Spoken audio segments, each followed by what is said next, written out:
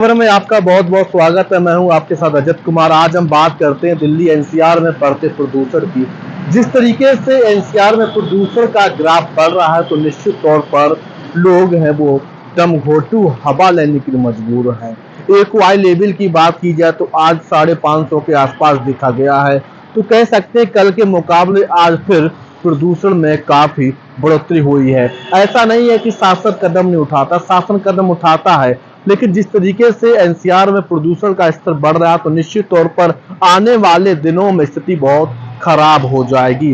क्योंकि जिस तरीके से मौसम बदला, मौसम बदलाव के साथ एक्यूआई की बात की जाए तो अलग अलग क्षेत्रों में अलग अलग प्रकार का एक्यूआई देखा गया है। नोएडा में 450, ग्रेटर नोएडा में 550 से लेकर 600 के बीच में देखा गया है।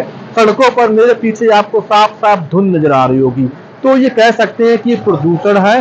और जो कंस्ट्रक्शन साइड होंगे, निर्माणधीन बिल्डिंगें होंगे, तो उन पर हालांकि शासन ने पाबंदी लगा दी है, लेकिन जिस तरीके से ग्राफ प्रदूषण का बढ़ रहा है तो बेवजह आप घरों से बाहर ना निकले, क्योंकि स्थिति है वो दिल्ली एनसीआर की बहुत खराब हो चुकी है। लोग हैं वो जहरीली सांस लेने के लिए मजबूर हैं। दिवाली से पहले की स्थिति जब इतनी खराब हो चुकी है तो आप सोच सकते हैं कि दिवाली के बाद की स्थिति कैसी होगी। शासन प्रशासन ग्रेटर नोएडा प्राधिकरण हालांकि जमीनी स्तर पर कागजों में सिर्फ कार्रवाई करते हुए नजर आ रहे हैं। अगर यही कार्रवाई कुछ समय पहले की जाती तो आज ये दिन है वो नोएडा ग्रेटर नोएडा वाले लोगों को नहीं देखनी पड़ती है। पूरे दिल्ली एनसीआर की बात की जाए, राजधानी की बात की जाए, राजधानी में ग्रेप 3 लागू कर दिया गया है। और साथ साथ तमाम ऐसे क्षेत्र हैं जहां पर लगता है कि इन कारणों से प्रदूषण का ग्राफ बढ़ता है तो शासन उन पर पाबंदी लगा रहा है। जिस तरीके से लगातार ग्राफ बढ़ रहा है तो निश्चित तौर पर आने वाले समय में दिल्ली एनसीआर की हवा है वो जहरीली हो जाएगी। लोग हैं वो जहरीली सांस लेने के लिए मजबूर हो जाएंगे। अगर आप अपने घर से बाहर निकलते हैं तो मास्क पहनकर जरूर निकलें, क्योंकि हवा बिल्कुल खतरनाक हो चुकी है। वहीं ग्रेप 3 नोएडा ग्रेटर नोएडा या एनसीआर से सटे जितने भी क्षेत्र हैं उन पर लागू कर दी गई है। या जो कंस्ट्रक्शन साइट हैं जहां पर जो मानक होते हैं उनका प्रयोग नहीं किया जाता, उल्लंघन किया जा रहा है, उन कंस्ट्रक्शन साइट पर भी लोक लगा दी गई है। साथ ही जिन फैक्ट्रियों में जनरेटरों का उपयोग किया जा रहा था उन साइटों पर जाकर जनरेटरों को भी पूरी तरह से बंद कर दिया गया है।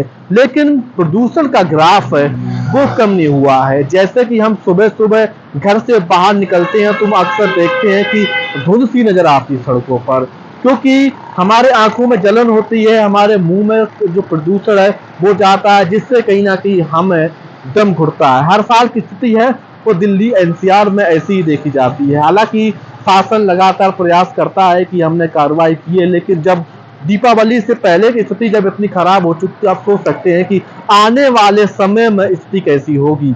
ऐसा नहीं है कि जो लोग हैं वो घरों से बाहर निकलते हैं मास्क का उपयोग करते हैं, लेकिन जिस तरीके से पार्कों से लेकर हर तरह से जो सफेद सी चादर सी लिपटी हुई, तो निश्चित तौर पर स्थिति है वो दिल्ली एनसीआर की कितनी खराब है आप खुद सोच सकते हैं। क्योंकि हर दिन हर रोज जो पॉल्यूशन भरी जिंदगी है वो आम लोग सेवन कर रहे हैं। हालांकि अब उन लोगों के लिए घातक है जो लोगों को कोई बीमारी है, अस्थमा के मरीज है, सांस के मरीज है, तो वो लोग बेवजह घर से ना निकले। अगर काम है तभी अपने घरों से निकले, बेवजह सड़कों पर ना निकले, नहीं तो जो प्रदूषण का सेवन करना पड़ेगा आप लोग प्रदूषण की चपेट में आने से बीमार हो सकते हैं। खुद बचें, औरों को भी बचाएं, क्योंकि स्थिति है वो दिल्ली एनसीआर की बहुत